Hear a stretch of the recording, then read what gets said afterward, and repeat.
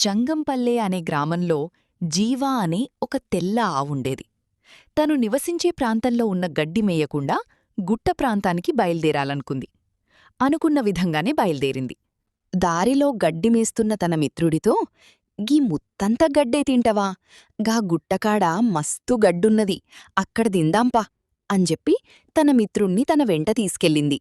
అబ్బా, ఇగ మస్తు తినాలి, కడుపు నొచ్చేదాకా తిందాం అని అనుకుని వెళ్తున్నాయి. అగో, నిజంగానే మస్తు గడ్డుంది, తిందాందా అని తినడం మొదలెట్టాయి. అలా మేస్తూ ఉన్న వీటిని దూరం నుండి సింహం పసిగట్టింది. ఎలానైనా వీటిని తినాలనుకుంది. ఈ విషయాన్ని అక్కడే చెట్టుపై ఉన్న ఒక పిట్ట గమనిస్తూ ఉంది. వాటిని ఎలానైనా కాపాడాలని అక్కడి నుండి లేచి వాటి దగ్గరకు పోయి చెప్పి పారిపొమ్మంది.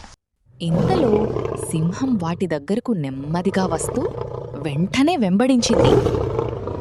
సింహం పరిగెత్తి రావడం చూసిన జీవ మరియు తన మిత్రుడు ఇద్దరూ కూడా భయంతో పరుగులు తీశారు.